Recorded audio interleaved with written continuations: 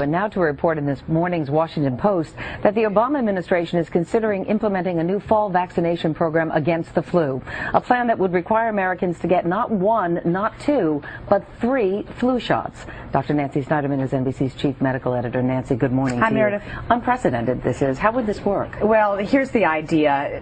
On the first Saturday when we knew swine flu was an issue, the Centers for Disease Control held a conference, and we were already talking with those of us who listened in about how you're going to ramp up manufacturing this new vaccine on top of the old vaccine. It takes a lot of time. It takes about 5 months or so. And the decision was made, if we're going to get the normal flu vaccine to the general public in the fall, to hold it up while we figure out the swine flu was perhaps going to put the entire population at risk.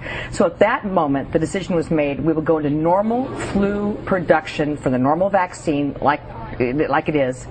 For seasonal flu. Right, for seasonal flu. Figure out what the swine flu really is, and then perhaps tag team a second vaccine on top of it. Okay, so that's why they didn't combine them into one shot, but why 2 additional shots for swine flu? For the normal seasonal flu that you and I talk about every year, there's a herd immunity to some extent, so you only need 1 shot.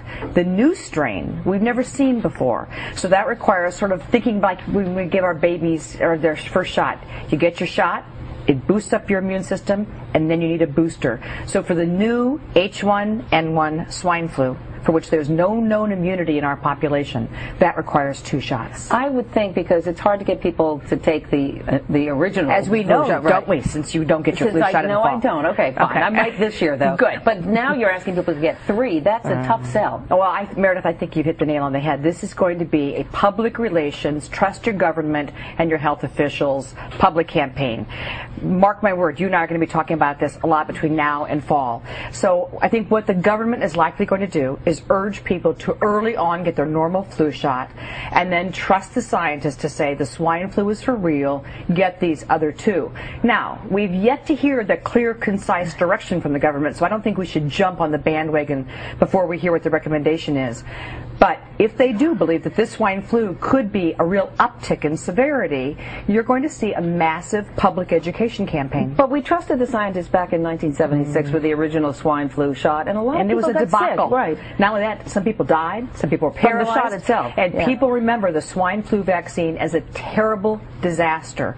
This government, these manufacturers want to make sure that does not happen again. But you bring up a very important point. Just because something works doesn't mean it's safe. And that rush to market is going to mean that we're going to have to prove that yes, it will keep people from getting sick, and that the shot itself won't hurt anybody. All right, Dr. More on this, I'm sure, all summer and early fall. Absolutely, Dr. Nancy Snyderman. Thank you so much. I'm sorry to put you on the spot. That's okay.